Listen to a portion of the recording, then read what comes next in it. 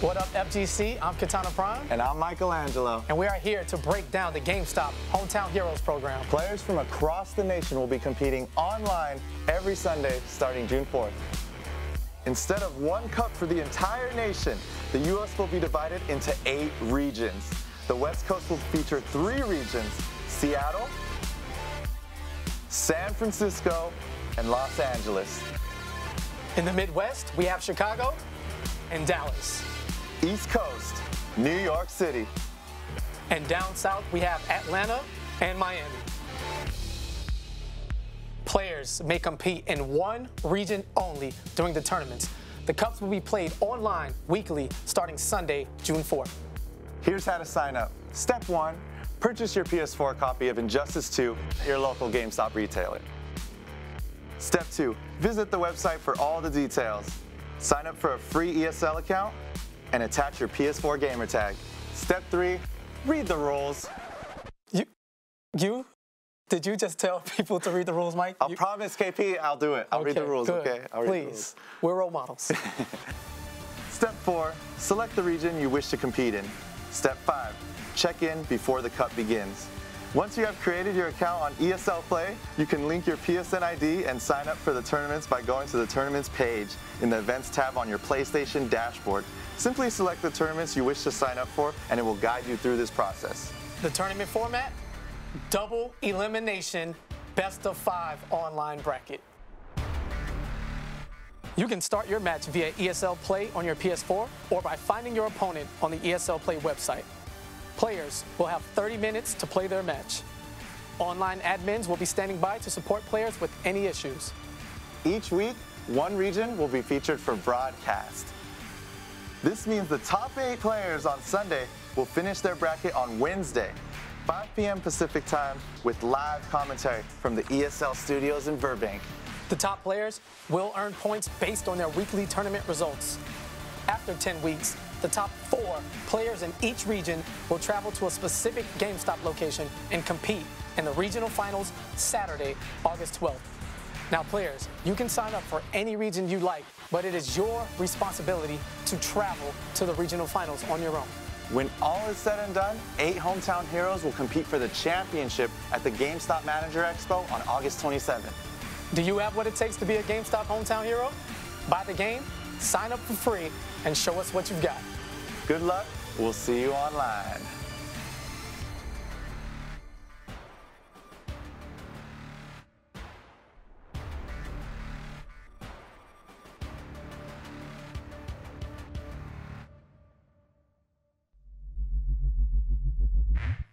And welcome back to the GameStop Hometown Heroes. You just saw that wonderful video on how to sign up. And remember, it's definitely not too late to make it into the top 8 as far as points. No, absolutely. I mean, it's literally the first week. You have 7 more weeks to go. Yeah, I mean, just the 1 week. And I feel like we should, while we're still waiting for these players to connect, we should talk about the results from some of the other regions because the points are unique to each region. Of course, this week we are doing New York. Yes. And yes. There are 7 others. There are tons of other tournaments just as difficult as this one. So let's start off with our very own hometown, Los Angeles. Ooh, let's talk about Los Angeles. So Los Angeles, the winner was Han Rashid, also known as Injustice Han 1 Rashid? Fighting King. No I think he should change his name way. tag. Yeah, or apparently OMG, it's Kool-Aid is his new tag. Oh, But, please don't. What? No. I don't know. That's what he signed up as, and I was like, that's you. These kids and their names. Right. So I mean, he was an Injustice 1 player. Wow, he maybe actually our best won. MKX player. He's yeah. not even that good. Ooh, mean. But I haven't played him in Injustice. Watch, I'm probably gonna play him tonight at Wednesday Night Fights, and he's gonna destroy me, which is totally warranted. Yeah, it'll. By the way, that will happen. We'll make it happen. No, I'm just kidding. And second place, the person who did beat in grand finals just barely was my good friend EGP Crazy. Ooh, Crazy with the Catwoman. With Catwoman, yeah. And the last match was Catwoman against Aquaman, but it was a very close match. Crazy actually did beat Han Rashid in winners finals. Han made it all the way back up and then reset him into the win. It was very, very close, but Crazy just couldn't beat the fish. The thing about Crazy too is he's such a talented Catwoman player. I mean, when I think about Injustice 1 Catwoman, I mainly think of 16-bit Steve Brownback and then Crazy. Right. There's definitely some people you're offending by saying And that. I'm just kidding. no, there was definitely other No. Catwoman good players out there, but those are the two that I remember most. Mainly because Crazy A was in our region. Yeah. And also because Steve was just so dominant with that character as well. But there were definitely other good Catwoman players out there. But Crazy bringing his legacy with Catwoman back in Injustice 2 and doing very well the first week of Wednesday Night Fights, he got second, right? I believe, or was it third? No, the very first Wednesday first and third week he got Yeah, second. So okay. you're right on both counts, actually. Yeah, so doing very well with the character. He's brought it back, getting second place in our region. And then who was behind him? Behind him was another one of my friends, Nubcakes. Now, Nubcakes has been You using... act like I don't know the same people in our region that you. Oh, another one of my friends. Hey, yeah, well, I mean, All right, whatever. you don't have No, any friends, so they're that's not your friends. Okay. No, Nubcakes using Batman and Aquaman, making it to third place. So we did see 2 Aquamans in the top 8 of that. But we saw overall a lot of different characters in top 8 because the fourth in that one was Flappy Sammy Hammy. That name is ridiculous. I know, what a ridiculous name. He's actually, I think he's Horror Flappy now, but he's definitely Flappy Sammy Hammy to me forever. And Who he else used we got? Supergirl and Batman. Oh. So, yeah, one of the Supergirls. We've seen quite a few Supergirls. We've got a few Supergirls in this bracket too. We do. Top 8. We do. Past that, it was Illustrates using Supergirl. Phoenix using Deadshot. I think he's from probably Phoenix. I'm just going to guess that. I could be wrong, though. Fair. Yeah, I mean, because that's the beauty of it. You can travel. You can compete from Phoenix or another city. As long as you make it to the regional finals on your own, you can sign up literally from anywhere in the country. Right, and I think Los Angeles is the closest one to Arizona. Probably. So I agree. it's probably a safe bet. Past that was Chico. Okay, Chico playing Batman, and he also plays... Deadshot a little bit, Deadshot, but yeah. almost mainly Batman. Okay. So I'm glad to see him in top 8. And then Hot T Daily. Now, Hot T Daily, a.k.a. Fern with some numbers, he's a player that I didn't know about until one Monday. We went to a local, actually, here at World 8. And it was a relatively small-sized local. I mean, it was okay. We had like 15 people or something like that. But... Crazy was there, and Red Reaper was there, and I was there, and this guy that we'd never met before, he's a Green Lantern player. Only Green Lantern. GL, okay. And he made it into winners of grand finals. Winners. He beat everybody. Oh, Manic was there, another really great player from SoCal, and he beat everybody, made it into winners of grand finals. Crazy did kind of clutch it out. He came back, reset the whole thing, but he is an extremely good Green Lantern player, and he's already up there in the points, and that's another character that we very, very rarely see, so I'm really glad to see. GL, I mean, and I think GL is one of those characters it's not necessarily underrated, it's just he's not being played as much, and he's gotten some pretty favorable changes, so... Yeah, his zoning is definitely stronger, but this guy, he's a very mix-up heavy player. But I really want to see more of him. I can't wait. That's the top 8. Was Osimo in here? Osimo was not in there. He was actually not competing. Wow, that's a blow-up for a player that claimed he was like one of the better players down here. Yeah. Wow. I don't know. That's a personal shout-out blow-up, by the way, too, from me to him, because I told him that I thought he would be one of the better players, and he said, "Oh, well, I'm probably one of the best," and he didn't even enter. So, well, actually, he did get second at our local last night. He did. So where you at? Where you at, Eric? We're missing you here in the Hometown Heroes. But that was just Los Angeles, so let's move on to San Francisco, which we actually did hear Michelangelo talk a little bit in the interview earlier. But first place for that one was Dab. And Dab, my goodness, the legend himself. Yeah, it always comes down to this when we bring up Dab. But God, his hair was so fabulous in the Season 2 finals. It was. It's great now too, though. It's just a different style. But it's all right compared to what it was. Dab, though, I think that was one of the biggest heartbreakers of Combo Breaker was watching his match. Yeah. And now I'm suddenly, I think it was against Forever King, where he was up 2 games. Was it 2 games? I don't know. It was down to the 5th game. And he tried Superman, and it didn't work out for him. But that one hurt. Dab's Aquaman is looking super good in this game. And I mean, he's already showing it, already first place. Second place to that was Sudden Blackout, who I'm not too familiar with, playing Cyborg and Scarecrow. So that means we have at least 2 Cyborgs so far in all of these top 8s. And that's pretty interesting, honestly. It's a character that I really didn't see being incredibly popular, but we're seeing a few. Oh, here we go. There we go. They are finally connected. So we are going to see the 2 top-tier players that we've got going on here, Kevodaman and Emperor Splash. Now, Kevo, he's been doing well with Black Adam. This matchup has been pretty highly contested. For a while, it was considered very, very bad for Aquaman. Correct. But people have changed up their style. Well, nobody's quite 100% on it yet. And the same thing kind of happened in Injustice 1. actually, Black Adam beat Aquaman early on in the game's life, and then there was a patch that quote-unquote normalized Black Adam, and then the matchup was bad for Adam, and now that we're coming into Injustice 2, it's almost split, because there hasn't been any patches for the game yet with the way the characters currently are, and some people think Aquaman win, and some people think that Black Adam win. Right. Now, a big part of it is that it always was whoever won the zoning battle won the entire match. But the changes in Injustice 2 now, especially for Aquaman, make it so that he doesn't even zone quite as much. Right. His zoning is completely nerfed, and Black Adam zoning is actually, it's about the same, maybe a little bit stronger as far as damage. I really like right there the use of Water Shield to actually put Kevodaman in the corner, and I noticed earlier that none of these oh, nice dive kick, Anti. That was a beautiful confirm. And look at the damage, 412. And just hits him with the console. So the thing about this matchup is when either character uses their zone move, so Black Magic specifically for Adam or From the Deep from Aquaman, both of those moves are punishable by the opponent's counter move. Right. So you are mostly going to be seeing Lightning as far as zoning. Yeah, but Lightning is safe for Adam to use. Yeah, I mean, unless it's jumped over, but overall it's safe. Yeah. Now, the big thing here is that Aquaman is considerably better at rushdown. One of the main reasons is that now one of his main string, back 1, 2, 3, is plus on block, and you can convert from it into a full combo for a ton of damage. And that was something that he wasn't able to do in Injustice 1. So Aquaman in Injustice 2 is more of a rushdown character, and so he wants to get Black Adam in the corner. Now, Black Adam, he can still zone. He's got some great strings that were added to him in this game, but overall, he still doesn't want to be that close to Aquaman unless he gets chipped or opened up into a ton of damage. And right there, what we saw was a beautiful exchange, and Kevodaman is really pushing the pace here onto Emperor Splash. And that main string you're talking about that Black Adam has now is forward 1-2. Right. Or excuse me, forward 1-2 and then 1+3, which is a grab.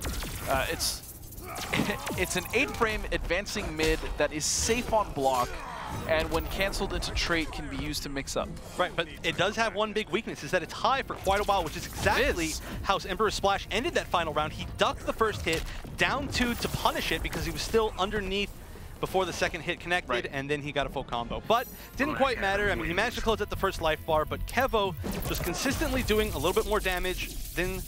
I love that's by the design splash. as well. That's also because Black Adam is one of, if not the highest damage output character in the game. That is true. Both of these characters, though, do Aquaman extremely also high does damage. really good damage. So we talked a little bit about the zoning. We talked a little bit about their normals and how they trade. The one thing we didn't talk about is the fact that Aquaman has a massive advantage in this matchup in one area specifically, and that is in the wake-up department. Black Adam technically has a wake-up, but it's actually so slow that most strings in the game stuff it, and that is his Lightning Cage, whereas Aquaman can either use his Scoop or Meter Burn Scoop, or he can actually use Trident Rush. Right, so some characters do have wake-ups that are invincible for a while, special moves that are invincible for a bit while you're using them to wake up, but they're not invincible all the way until they actually hit. So there's a little bit of a time in there where you can stuff it, and yeah, his Lightning Cage does grant a full combo on hit, but it's not invincible all the way through. Aquaman has a few options. Trident Rush is one of the best new wake-ups in the entire game. It is invincible for so long, great on block if you spend meter. We're not even going to chance to see it because he's losing that life bar. And Kevodaman, actually, from what I understand, he likes this matchup because him and Osmo actually ran it back after the tournament, you know, as people tend to do when they lose to someone. And I believe Osmo tried Aquaman, and it actually didn't go well at all. Like, it was actually better when I think they ran the Mirren tournament. Well, it's definitely... So my point is Kevo, he favors this matchup. Yeah, Kevin or he Demand. enjoys it. No, I mean, it is definitely a pace that is controlled by Black Adam. Aquaman, he needs to stay extremely patient, and he has to have really, really, really good defense to not get opened up. Because you get opened up once, you lose the life lead, suddenly you have to play a little bit more impatiently, and then you start getting opened up by other things. Get opened up by more dive kicks, by more lightning. Then you're playing Black Adam's game. Exactly. So, I mean, it's a lot about the start of the game, and it's a lot about just keeping cool under the pressure. And not getting hit by 200 And there it is. That's the punish on Black Magic that we were talking about earlier. Nice overhead. Back 2 into Trident Rush. And good counter poke. That is plus on block, but a lot of times people go for a high attack right there. So down one's a pretty good check, especially if you're Aquaman and you've got a 6-frame down one that cancels into Trident Rush. And that is what we know and love from Aquaman. Oh yeah. Trident Rush, meter burn, it is safe on block, and it still builds a little bit of meter that he spends on it. And Kevodaman just walking back. And I gotta say, that was an extremely good option to get out of the corner. Splash jumps to throw the interactable down onto Kevo's head, and Kevo just dashed out of the corner, and he's just like, I'm gone, I'm leaving. And Adam's forward dash is so good. It is. It's so fast, and it covers quite a bit of distance. He just scoots on through. So we did talk about, again, the strengths of Adam and Aquaman. Adam specifically, we can cover what his weaknesses are, because a lot of people kind of see this character as unfightable, or he's so good. There are gaps in Adam's game, and on top of the gaps, we talked about the fact that his wake up is almost non-existent, which means that if you are able to knock this character down, especially in the corner, it is party time. Right, especially for characters who have mix-ups or really good pressure. Definitely getting the knockdown is really big, and a lot of people aren't taking advantage of it quite well enough yet. I mean, he is extremely good. His neutral's great. His dive kicks open you up for a ton of damage. Sure. Just like that, if he didn't drop it. Yeah, and that's not... no one's trying to contest that he's not a good character, but he does have issues. Right, which was exactly what I was getting to. He is a character that needs to be in control. If he loses the momentum, if he gets on his back, it is a lot tougher for him. Oh, and honestly, Splash, he's kind of been flustered in this matchup as well. There's been opportunities where he's been able to counter poke or even try to take control of the situation or the match, and it feels like he's too timid to press buttons. I don't know. Right, I mean, it's tough. Kevo's playing a very, very nice hit and run style. He is. I really like this style, actually. That is one of the reasons why Black Adam is, they do play Runaway, even though Black Adam's such a great close-up character, is that his rushdown is just so much better when he has traits. So you see a lot of times, Black Adams, they'll go in, they'll use traits, they'll do their mix-up, they'll do whatever, and then they back up. And they start zoning, they build a little bit of meter, they chip you a little bit until that meter for the trait goes all the way back up, and then boom, they're ready to go in again. They'll meter burn dive kick, 4-1-2 into trait, and all that stuff, and then it's just in, out, offense, defense. And Kevo's doing that beautifully right now. Splash, oh, he needed to break He right had there. to. There was no choice, and he has 4 bars, but... Are those really famous last words? Go back to the desert? No, they're really not. I don't know. I don't wonder if that's ever been somebody's last word. It's Adam, you know, it's all he knows. Maybe he hears that a lot. Maybe he does hear that a lot. Like, so right there, that's a perfect situation. No down 2 from Splash. And Aquaman has one of, if not the best down 2 in the game. That is true. I mean, he's making him scared of dive kick, and I like that. He's throwing out the close dive kicks, trying to bait a response from Splash. But you know what one thing is that he was using really well in the first game and isn't using in this game? Water Shield. That's true. Water Shield is a counter to dive kick, it's a counter to the lightning, it is a counter to everything that Black Adam does. He can potentially jump out and punish it, but you know, he stopped feeling comfortable in that matchup, it seems like, using it in that matchup. And Kevo just really taking control, doing better and better as the time goes on. But you know what, Splash, he said he's playing in this to learn. He's learning matchups as it goes, and I'm sure he did learn a lot from that. And he's still in the bracket. That was still winner's side, so he's going to move on down, and we're still going to see him again later today. Yeah, we are going to see him later today. And I think it almost goes back to one of the quotes that he had said was, I'm here to level up and try to become as great. Although he said he's not afraid of any player, and I do believe that, he clearly himself thinks that he has a lot still to learn from these top players, regardless of whether he fears them or not. Right. So I'm interested to see how he comes back. If he does end up playing Kevodaman, I feel like we won't see the same result we saw as a clean 3-0 for Kevo. Yeah, and I mean, he's definitely learning from all of this, just like he said. He said that nobody's going to make him feel uncomfortable. He looked a little bit uncomfortable in the match, but he might not be overall uncomfortable. So there you go. You see the bracket. He will move down to fight the winner of Predator and Cosner. And Raj from the previous match is going to move on to fight the winner of Son Goku and Top Tier Zeus. Absolutely. So the next matchup that we are going to have is indeed, it's going to be Kinetic Predator versus Cosner. And I'm excited for this because I really liked watching Cosner's Green Arrow. Depending on on how he feels about Superman, which we kind of already know is not that great. He may not play Green Arrow, but that character in this game specifically because of the changes is so damn fun to watch. I'm really hoping, at least for one game, Costner pulls him out. Yeah, I would love to see that too. But Costner did say he doesn't think that the Green Arrow Superman matchup is very good at all, to put it lightly. And he does have a few other backup characters. He plays Atrocitus a little bit, Aquaman a little bit, Deadshot, all considered to be pretty good characters. To say again, putting it lightly. They're okay. All right. But again, I don't know which of those he's going to feel most comfortable with against Superman. Probably Aquaman. I wouldn't be surprised if we did see another Aquaman. Yeah. But I mean, I guess we'll end up seeing when he chooses it. Yeah, we'll have to find out. So as we set up that match, we are going to go to a quick break, but don't go anywhere because when we return, it's more GameStop's Hometown Heroes.